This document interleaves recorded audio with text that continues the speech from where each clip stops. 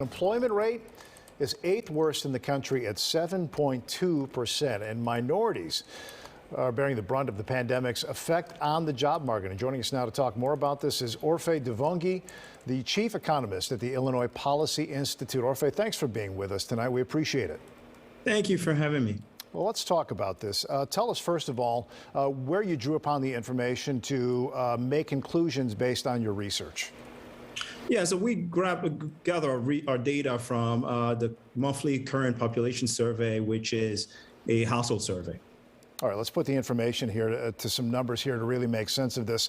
Talk to me about what your findings were regarding the number of people who are unemployed in Illinois and how that affects members of the black and brown community. Right. So, among workers, racial disparities exist. And COVID-19, we saw exacerbated these racial and ethnic gaps. Black workers and Hispanic workers, especially women, lost their jobs, disproportionately lost their jobs during the pandemic. But unfortunately, a year into the recovery, black workers are the only group to see an increase in joblessness. So 7.5% for white workers, 11.3% for black workers. Tell us why you think that disparity exists. We know so much about, medically speaking, how the pandemic really adversely affected minority populations. Is there an obvious connection that you see there? Well, you have to look at the industries that are recovering. And so the industries that were disproportionately affected by COVID-19 are recovering fast.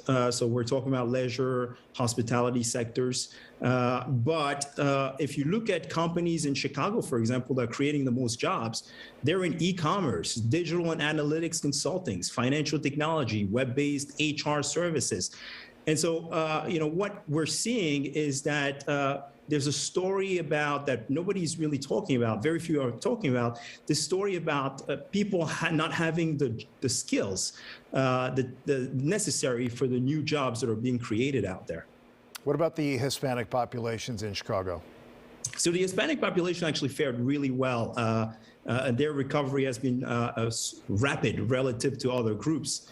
But the bulk of the story here is you have only about 22% of black Illinoisans actually have a college degree. That's compared to 55% of white Illinoisans.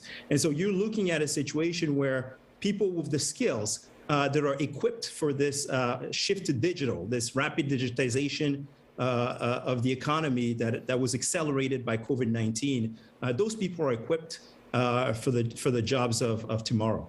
With such a big, complex topic, ordinarily I wouldn't ask a guest, all right, well, what would you say would be the best way to fix this? But because you're a policy institution, because you're a think tank, I know that you put a lot of focus on how to make things better. What are some ideas that come to the forefront for you? So we see, for example, that there's a need in advanced manufacturing, right? So if we can invest in equipping Illinoisans with the skills they need to take up these new jobs, that would be great. The manufacturing sector only recovered 17% of all jobs lost during the pandemic. And so equipping workers to have the skills to do those jobs would be great. Another thing is we can't possibly expect the labor market to recover if we're taxing business taxpayers more, if we're raising taxes on business taxpayers. Unfortunately, in the latest budget approved by lawmakers, there was $655 million in additional tax hikes, mostly on business taxpayers. And of course, in order to invest in workers and people, we need to do something about these rising pension costs. We spent $11.6 billion in pension costs in the last budget, and we're spending only 15 to 20 million on equipping workers, on job training programs. So that's where I think the changes need to come. And we will have to leave it there. Orphe Divounguy from the Illinois Policy Institute, thanks for your thoughts and for your time tonight. It's a pleasure. Thank you. All right, you take care.